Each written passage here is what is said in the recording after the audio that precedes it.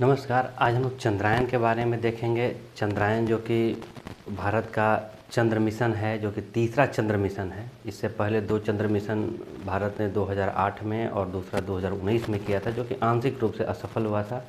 तो ये तीसरा चंद्र मिशन है। तो उसके बारे में कुछ इम्पोर्टेंट चीज़ देखते हैं जो कि आने वाले एग्ज़ाम के लिए बहुत ज़्यादा ज़रूरी है। चंद्रयान 3 14 जुलाई 2023 को लॉन्च हुआ दोपहर 2:35 में। 14 जुलाई को, इस तारीख को याद रखना है क्योंकि ये एग्ज़ाम में पूछा जाता है कि कितने तारीख को लॉन्च किया गया। तो 14 जुलाई को लॉन्च किया गया 2:35 पर। चंद्रयान 3 को LVM-3M4, जो कि जिसका नाम बाहुबली रॉकेट भी कहा जाता है, के द्वारा श्रीहरिकोटा आंध्र प्रदेश में स्थित सतीश धवन अंतरिक्ष केंद्र से छोड़ा गया।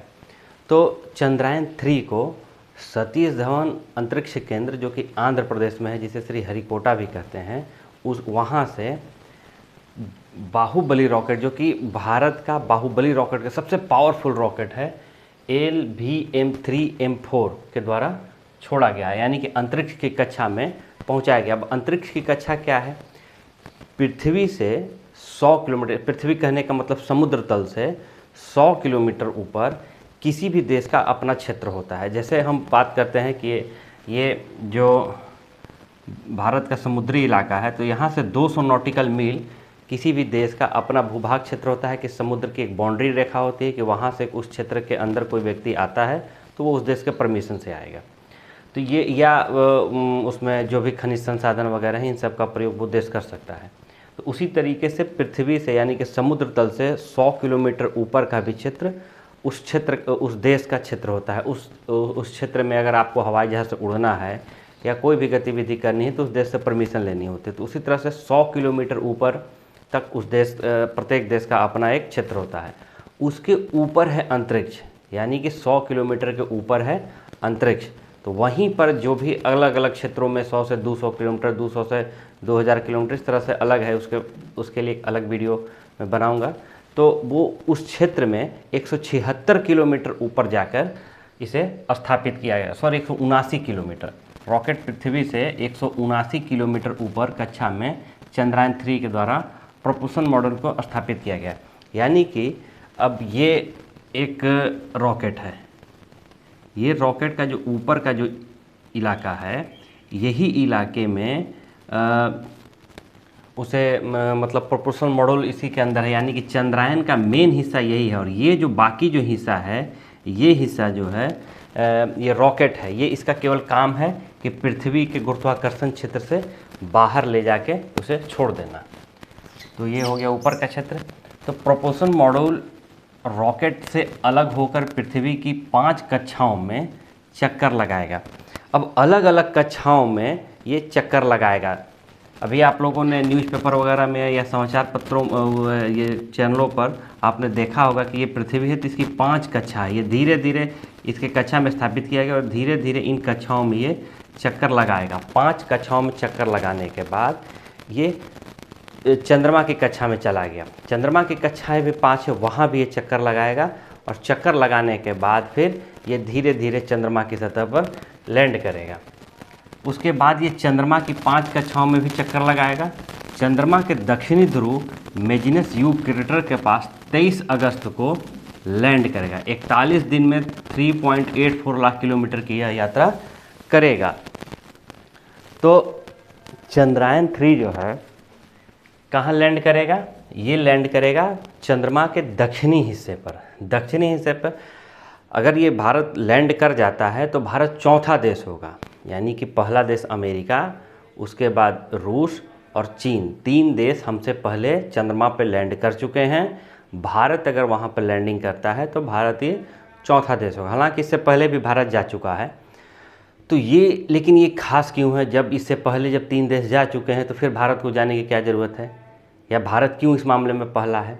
तो अभी तक जितने भी देश गए हैं वो पृथ्वी के या चंद्रमा कहिए, चंद्रमा के इन हिस्सों में, जैसे अगर ये पृथ्वी है तो ये चंद्रमा है, चंद्रमा के भूमध्य रेखीय हिस्से में अभी तक जितने भी देश के जो उपग्रह सॉरी जो रॉकेट जो भेजे गए हैं, जो यह मिशन जो हुआ है वो हुआ है ये भूमध्य रेखीय क्षेत्रों में। ये हो गया उत्तरी ध्रुव उसका और ये हो गया दक्षिणी ध्रुव।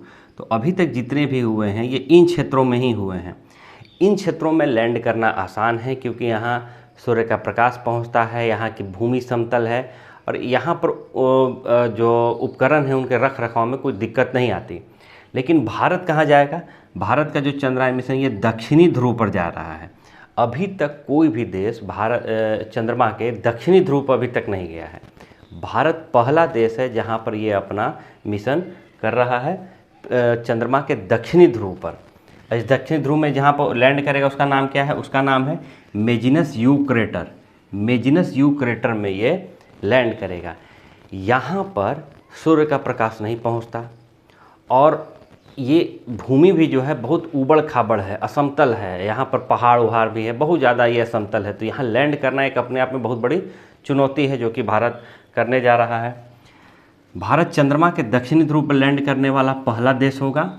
पृथ्वी, एक चीज़ समझ लेते हैं हम लोग, पृथ्वी जो है 23.5 डिग्री झुकी हुई। जैसे अगर इसे ये चंद्रमा है, इसे पृथ्वी है ये, तो पृथ्वी 23.5 डिग्री अपने अक्ष पर झुकी हुई है, 23.5। लेकिन चंद्रमा जो है मात्र 1.5 डिग्री यानी कि 1.5 डिग्री ही अपने अक्ष पर झुका हुआ है। इसलिए चंद्रमा के जो उत्तरी ध्रुव हो गया और दक्षिणी ध्रुव में सूर्य का प्रकाश कभी नहीं पहुंचता। ज्योग्राफी में आप लोगों ने पढ़ा है कि पृथ्वी के उत्तरी ध्रुव पर 6 महीने का दिन और दक्षिणी ध्रुव पर 6 महीने का रात, फिर दक्षिणी ध्रुव पर 6 महीने का दिन या 6 महीने का उत्तरी ध्रुव में रात, ये होता है। यानी कि वहाँ सूर्य का प्रकाश तिरछा ही कम ही पहुँचता है। लेकिन चंद्रमा के इस हिस्से पर कभी सूर्य का प्रकाश नहीं जाता क्योंकि चंद्रमा 1.5 डिग्री ही अपने अक्ष पर झुका हुआ है, जिसके कारण उस दोनों हिस्से अंधेरा, हमेशा अंधेरा रहता है। तो पृथ्वी 23.5 डिग्री झुकी हुई है, चंद्रमा 1.5 डिग्री तक ही झुका हुआ है। इसलिए सूर्य का प्रकाश इस हिस्से में नहीं पहुंचता। इसलिए इसे अस्थायी छायाग्रस्त क्षेत्र कहते हैं। अस्थायी छायाग्रस्त क्षेत्र कहने का अर्थ है कि यहाँ सूर्य का प्रकाश कभी नहीं जाता।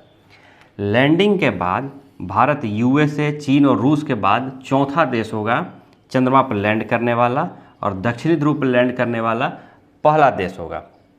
इससे पहले के अभियान चंद्रमा के भूमध्य रेखीय क्षेत्रों में ही हुए हैं। इससे पहले जितने भी अभियान हुए हैं वो केवल भूमध्य रेखीय क्षेत्रों में ही, यानी कि इक्वेटर के आसपास, चंद्रमा के इक्वेटर के आसपास ही वहाँ पर किया गया है। ध्रुवीय क्षेत्र की समस्या है, काफ़ी ज़्यादा क्रेटर है। क्रेटर कहते हैं ऊबड़ खाबड़ या गड्ढे को, ऊबड़ खाबड़ स्थान जो है दक्षिण ध्रुव पर काफ़ी ज़्यादा क्रेटर है। हमेशा अंधेरा रहता है, ऊबड़ खाबड़ ज़मीन है, तापमान -250 डिग्री तक हो जाता है। यहाँ तापमान -250 डिग्री सेंटीग्रेड तक चला जाता है। इसलिए यहाँ पर जो उपकरण हैं उनके रख रखाव में भारी समस्या आती है। और ये ऐसे स्थान हैं जहाँ की भूमि समतल नहीं है, तो लैंड करना और लैंड करने के बाद जो रोवर निकलेगा उसको वहाँ चंद्रमा की धरती पर चलना अपने आप में बहुत बड़ी चुनौती होगी। तो चंद्र मिशन के 3 हिस्से हैं। पहला हिस्सा है प्रोपल्सन। प्रोपल्सन जो है इसकी वजह से स्पेसशिप चांद की कक्षा में जाएगा। मैंने आपको बताया है कि जैसे आप इसको देखिए, ये मार्कर है, तो ये जो हिस्सा है ये हो गया उसका रॉकेट। इसका काम है केवल कि इसको ले जाकर पृथ्वी के गुरुत्वाकर्षण क्षेत्र से बाहर, यानी कि पृथ्वी की कक्षा में इसको स्थापित कर देना। अब ये जो है पृथ्वी की चक्कर लगाते रहेगा।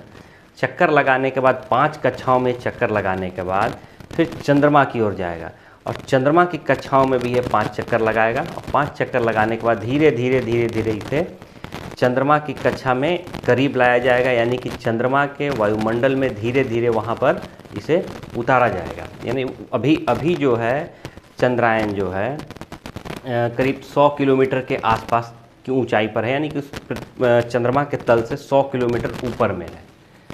तो प्रोपल्सन का काम है कि उसे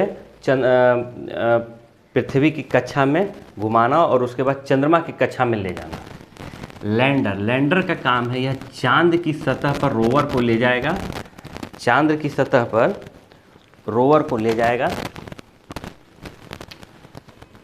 लैंडर का काम है चांद की सतह पर रोवर को ले जाएगा। इसका नाम रखा गया है विक्रम।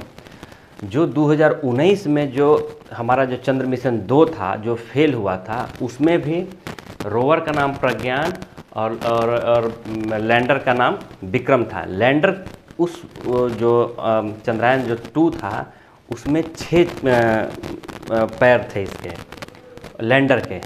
इसमें 4 पैर हैं। 4 पैर कहने का मतलब इस तरीके का है ये, 1 2 3 और 4। ये वहाँ पे जाके लैंड करेगा। इसका काम है चंद्रमा की कक्षा पे लैंड करना।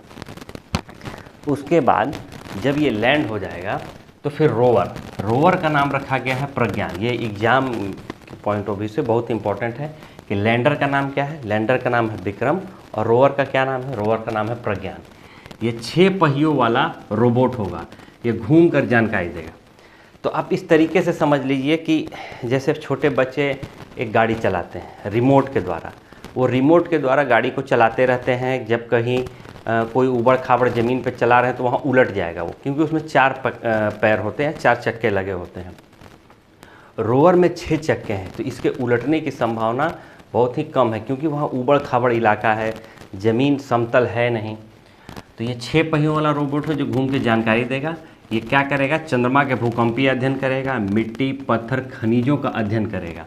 और ये अध्ययन करने के बाद ये लैंडर यानी कि विक्रम को देगा और विक्रम के द्वारा ये भेजा जाएगा प्रोपल्सन मॉडल को। उसके बाद ये पृथ्वी तक ये चीज़ें आएंगी। रोवर की जीवन अवधि जो है सो 1 चंद्र दिन यानी कि पृथ्वी के 14 दिन के बराबर है। अब इसका जो जीवन काल है यानी कि रोवर कितने दिन तक जानकारी देगा, 14 दिन तक। पृथ्वी के 14 दिन यानी कि पृथ्वी का 14 दिन और चंद्रमा का 1 दिन बराबर होता है। अभी 14 दिन के बाद क्यों नहीं देगा, इसलिए नहीं देगा कि 14 दिन के बाद सूर्य का प्रकाश वहाँ से चला जाएगा। हालांकि जिस इलाके में ये उतरेगा वहाँ सूर्य का प्रकाश नहीं होगा, लेकिन चंद्रमा पर सूर्य का प्रकाश पड़ता रहता है। तो चंद्रमा के उस हिस्से से, मतलब दक्षिणी ध्रुव के ऊपर वाले हिस्से से सूर्य का प्रकाश पूरी तरह से चला जाएगा और चले जाने के कारण यहाँ अत्यधिक ठंड हो जाएगी। तो ये जो रोवर है इसे इस तरीके से नहीं बनाया गया है कि ये -250 डिग्री टेम्परेचर को ये झेल सके या वहाँ के तापमान को ये बर्दाश्त कर सके। इसलिए ये 14 दिन तक काम करेगा और ये 23 अगस्त से शुरू होगा। इसमें ये भी खासियत बनाई गई कि अगर हम 23 अगस्त को अगर लैंड नहीं कर सके तो फिर ये 28 दिन के बाद फिर ये लैंड करेगा, फिर से नहीं उतारा जाएगा वहाँ और ये फिर घूमता रहेगा चंद्रमा की कक्षाओं में। अगर ये 23 को सेफली लैंड कर गया तब तो अच्छा है, और नहीं भी करेगा तो भी इसमें इतनी क्षमता है कि ये चंद्रमा की कक्षाओं में चक्कर लगाता रहे और 28 दिन के बाद दोबारा फिर इसे उतारा जाएगा। तो अब हम लोग थोड़ा सा जान जाते हैं चंद्र मिशन के बारे में कि भारत ने पहला चंद्र मिशन जो चंद्रयान 1 था ये 2008 में PSLV एक्सेलसी 11 के द्वारा किया था। इसी के द्वारा हमें सबसे पहले पता चला था कि चंद्रमा पर पानी है। इससे पहले हम ये नहीं जानते थे कि चंद्रमा पर पानी है, यानी कि दुनिया को ये बताया भारत ने कि चंद्रमा पर पानी है। चंद्रयान 2 2019 को हुआ GSLV Mark 3 द्वारा। ये आंशिक रूप से विफल हुआ। आंशिक इसलिए कि इसका लैंडर जो है सो लैंड नहीं कर पाया और लगभग 3 किलोमीटर के ऊपर रेंज से ही वहीं से ये क्रैश कर गया। चंद्रयान 3 14/7/2023 को भेजा गया LVM-3M4 के द्वारा। इसकी लागत है 615 करोड़। अब इसीलिए इसमें इतना ज़्यादा समय लग रहा है कि इसका लागत है 615 करोड़। इस तरीके से इसे उतना महंगा नहीं बनाया गया है कि ये तुरंत यात्रा कर सके।